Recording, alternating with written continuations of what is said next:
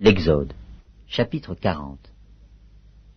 L'Éternel parla à Moïse et dit: Le premier jour du premier mois, tu dresseras le tabernacle, la tente d'assignation. Tu y placeras l'arche du témoignage, et tu couvriras l'arche avec le voile. Tu apporteras la table, et tu la disposeras en ordre. Tu apporteras le chandelier, et tu en arrangeras les lampes. Tu placeras l'autel d'or pour le parfum devant l'arche du témoignage, et tu mettras le rideau à l'entrée du tabernacle. Tu placeras l'autel des holocaustes devant l'entrée du tabernacle de la tente d'assignation. Tu placeras la cuve entre la tente d'assignation et l'autel, et tu y mettras de l'eau. Tu placeras le parvis alentour, et tu mettras le rideau à la porte du parvis. Tu prendras l'huile d'onction, et tu en oindras le tabernacle, et tout ce qu'il renferme, et tu le sanctifieras avec tous ses ustensiles, et il sera saint. Tu oindras l'autel des holocaustes et tous ses ustensiles, et tu sanctifieras l'autel, et l'autel sera très saint. Tu oindras la cuve avec sa base, et tu la sanctifieras. Tu feras avancer Aaron et ses fils vers l'entrée de la tente d'assignation, et tu les laveras avec de l'eau.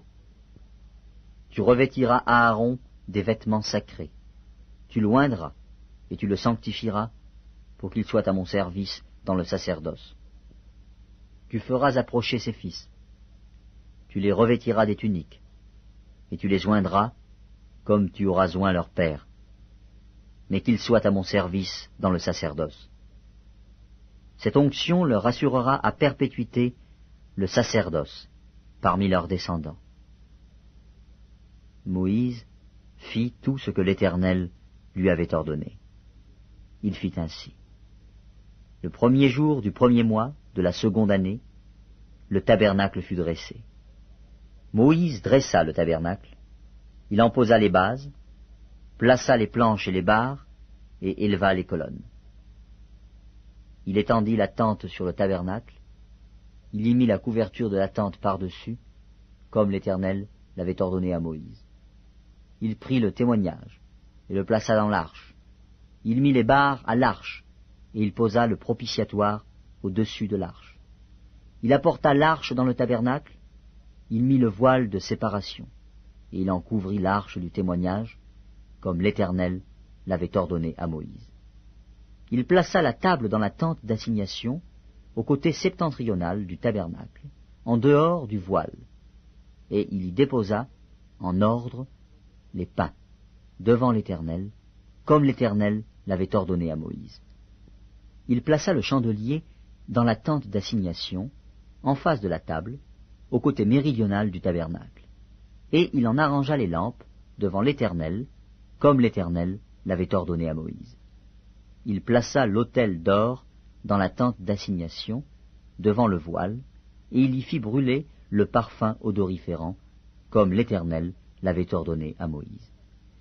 Il plaça le rideau à l'entrée du tabernacle. Il plaça l'autel des holocaustes à l'entrée du tabernacle de la tente d'assignation. Il y offrit l'holocauste et l'offrande, comme l'Éternel l'avait ordonné à Moïse. Il plaça la cuve entre la tente d'assignation et l'autel, et il y mit de l'eau pour les ablutions. Moïse, Aaron et ses fils s'y lavèrent les mains et les pieds. Lorsqu'ils entrèrent dans la tente d'assignation et qu'ils s'approchèrent de l'autel, ils se lavèrent comme l'Éternel l'avait ordonné à Moïse. Il dressa le parvis autour du tabernacle et de l'autel, et il mit le rideau à la porte du parvis. Ce fut ainsi que Moïse acheva l'ouvrage. Alors, la nuée couvrit la tente d'assignation, et la gloire de l'Éternel remplit le tabernacle. Moïse ne pouvait pas entrer dans la tente d'assignation parce que la nuée restait dessus, et que la gloire de l'Éternel remplissait le tabernacle.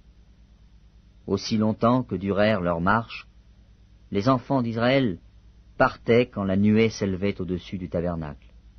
Et quand la nuée ne s'élevait pas, ils ne partaient pas, jusqu'à ce qu'elle s'élevât.